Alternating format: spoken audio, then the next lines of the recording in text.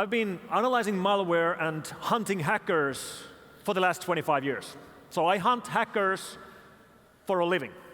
I hunt hackers, the evil kind of hackers, the bad hackers, the criminals, the people who run the botnets, who send the spam, and who launch the distributed denial of service attacks, taking down our websites.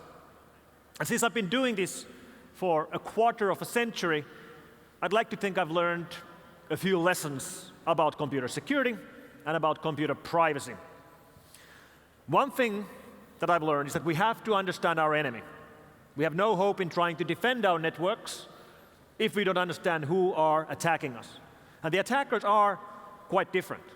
We have obviously criminal elements, but also hacktivist gangs, nation states, even extremists. Another thing I've learned is that complexity is the enemy of security.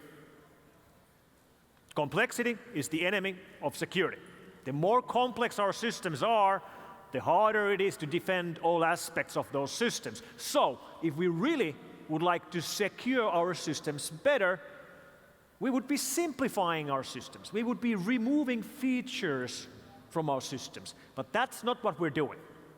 That's not at all what we're doing. Operating systems, applications, protocols, networking, everything is getting more and more complex every single year. And since complexity is the enemy of security, it seems like an uphill battle for us to try to secure our systems. And this is nicely illustrated when you think about the largest companies on the planet.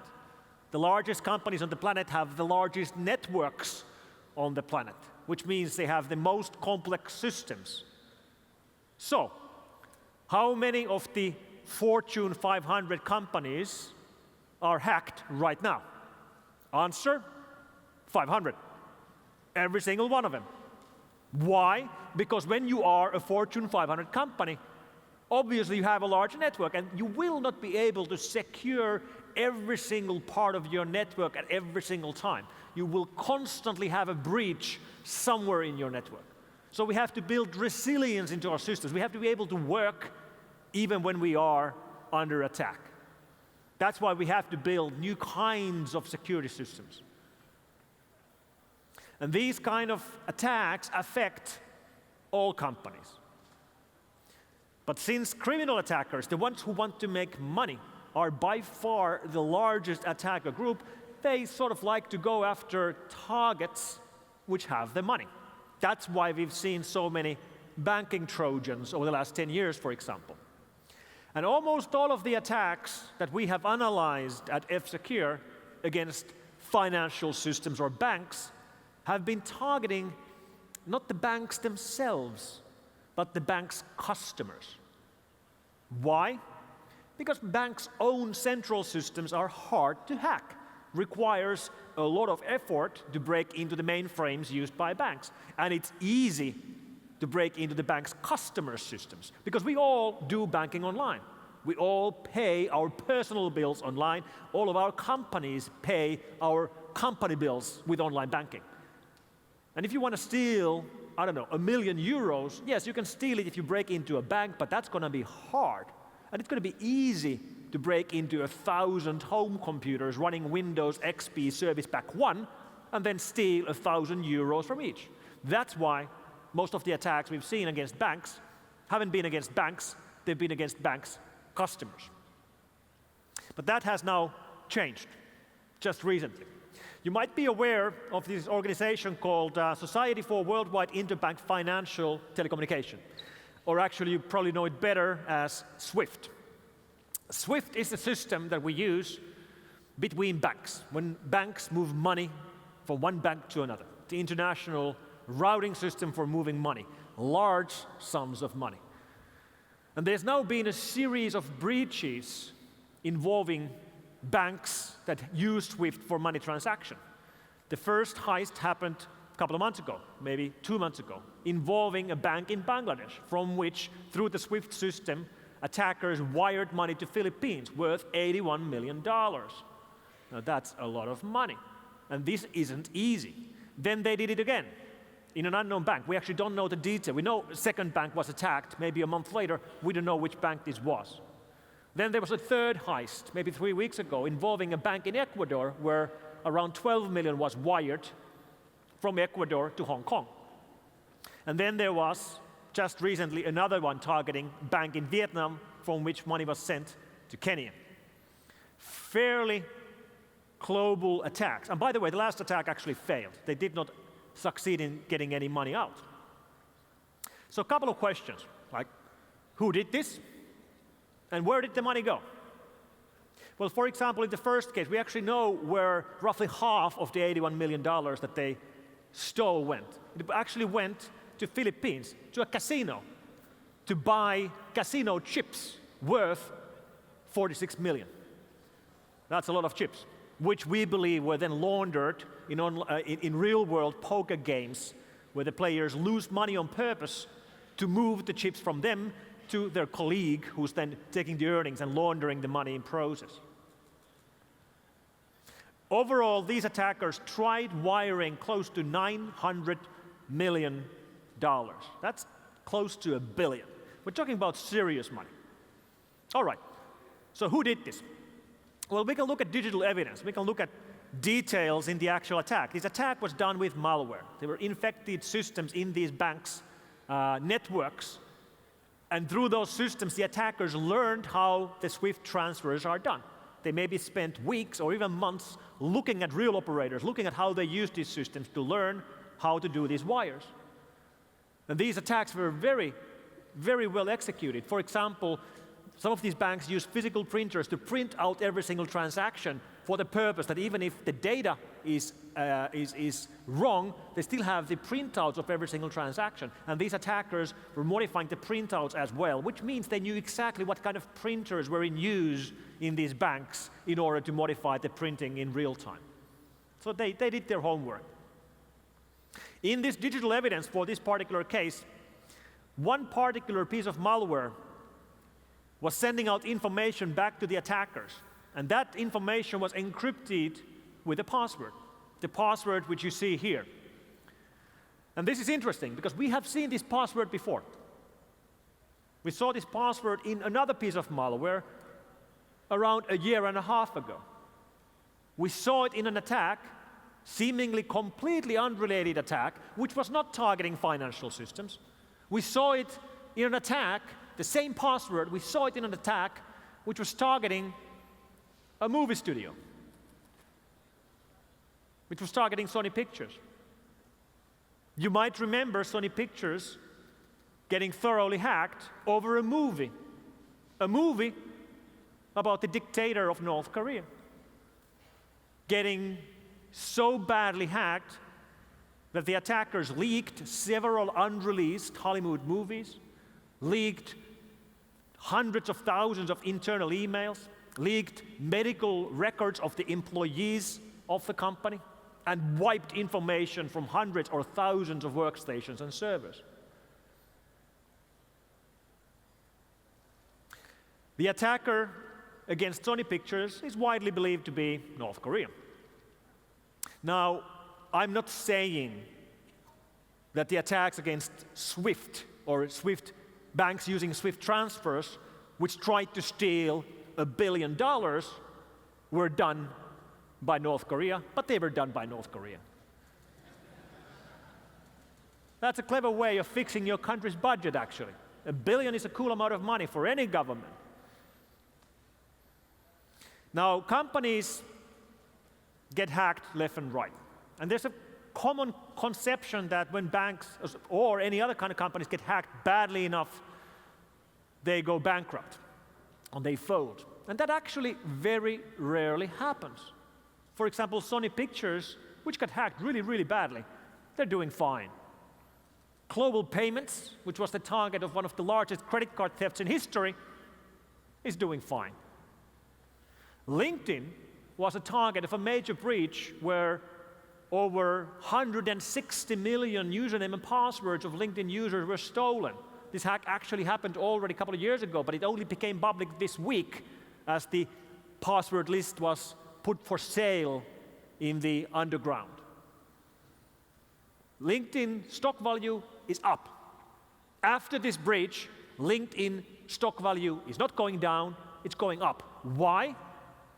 Because so many people are now logging on to LinkedIn to change their password, that their ad traffic is through the roof. So it's actually a great business tactic to get breached maybe once a month, to have repeat visitors to your site. Everybody comes in to change your password. Go figure. So if this was North Korea, well, is this then cyber war? Is this cyber war? No, it's not. This is theft. Theft done maybe by a nation state, but obviously it's not war, because we have very clear definitions for what war actually is. And the term cyber war is thrown around, especially by media, all too easily. Every time there's some large-scale attack somewhere in the world, the headlines speak about cyber war. Some company got hacked somewhere. Cyber war. Some gaming network is down because of a denial of service attack. Cyber war. Some data was stolen somewhere. Cyber war. That's not cyber war. And if something isn't war, we really shouldn't be calling it a war. Most of the nation-state attacks that we see are about spying. Most of the attacks done by governments against other governments are about spying and about espionage. And spying isn't war. Spying is spying.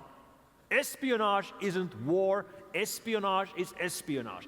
Granted, spying and espionage are more important during times of crisis and during times of war, but by themselves they are not war, and we shouldn't call them war if it isn't about war. And there's quite a few governments out there involved in offensive cyber operations. The very first governmental case that I worked with at F-Secure was in 2003, involving a European defense contractor having their network breached by an attack which we believe came from mainland China. China has been one of the most active governments involved in hacking foreign targets ever since then. But so have the Russians, so have the Americans, so have the Israelis, so have the Iranians, and the North Koreans. There's plenty of governments involved in offensive cyber action.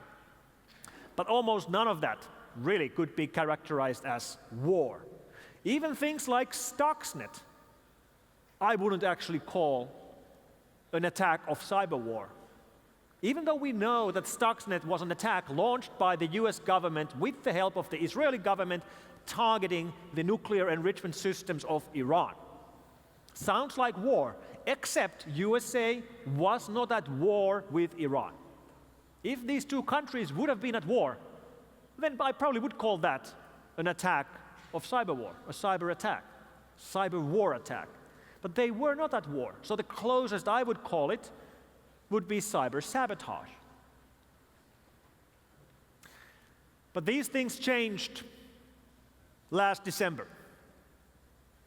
Because on Christmas Eve, there was an attack against a company headquartered in Kyiv, Ukraine. A company called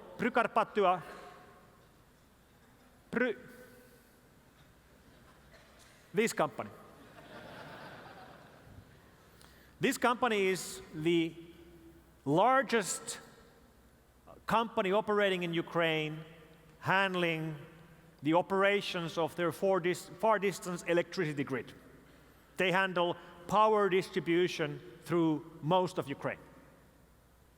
Their headquarters are in Kyiv. That's where they run their operations center.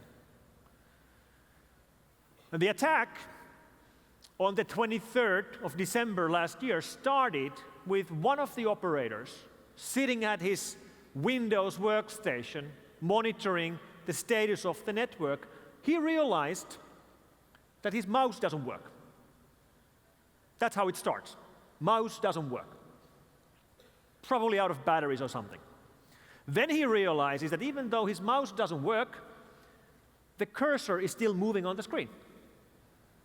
And this is a bad sign. He turns to his colleague sitting next to him, and he tells the same story. Yeah, my mouse and my keyboard doesn't work either. Every single one of the operators realizes at the same time that they have no control of their workstations. And these workstations control critical infrastructure for the country. And there's someone else, a shadow operator, operating these workstations on their behalf. So they watch as the shadow operator very quickly starts switching off backup power for different parts of the grid, and then starts clicking on relays to turn off the power until he clicks on a relay which turns off the power in the building where the operators are themselves, leaving the operators in the dark. As this attack started, exactly at the same time, the phone switch of the company was overwhelmed with thousands of phone calls, jamming their phone lines. One side effect of that was that real customers could not call in and report about the status of the blackout. And all those calls, thousands of phone calls, were coming from abroad. They were coming from Russia. They were coming from Moscow. The attack itself was launched from Russia as well. And Ukraine and Russia are at war. The Russians don't call it a war, but what else can you call it when a country takes a piece of land from another country by force and joins it to themselves? So these countries are at war. And when there's a cyber attack like this, which is not about spying, which is about affecting critical infrastructure, turning off power for hundreds of thousands of people in the middle of the winter, I have a hard time calling this anything else than cyber war. I have a hard time calling that anything else. And we actually know how this attack started. It started with this. One of those operators had received already in November an email from a trustworthy-looking sender, an email which contained an Excel spreadsheet file. And then it explains to the recipient that for security purposes, part of the content has been encrypted. Please click Enable Content if you want to access this file. And there's the button, Enable Content in Excel. And if you actually click the button, you do gain access to the content in the file, but at the very same time, you also enable macros in Microsoft Office. And when macros are enabled, they can do whatever they want. In this case, they took over the computer, planted a Trojan on them, which then later enabled the attackers to remotely control the systems. This attack was very advanced as well. The attackers went all the way and actually overwrote the firmware on the serial to parallel controllers that the operators were using to control the relays controlling the grid, turning these devices into bricks, which means the real operators could not recover the power with their own systems. They did recover the power. In fact, the power was recovered during the same day. But they had to physically go to every single relay and turn them on, because the remote control systems were basically destroyed.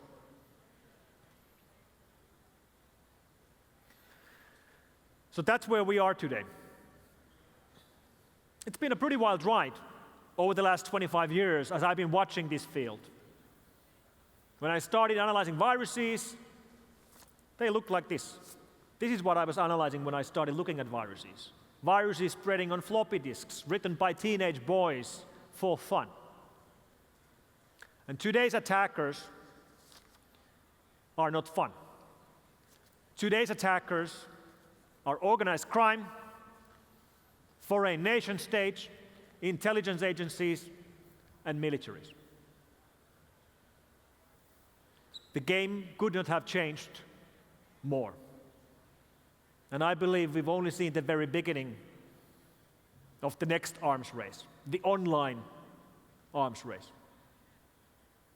Thank you very much.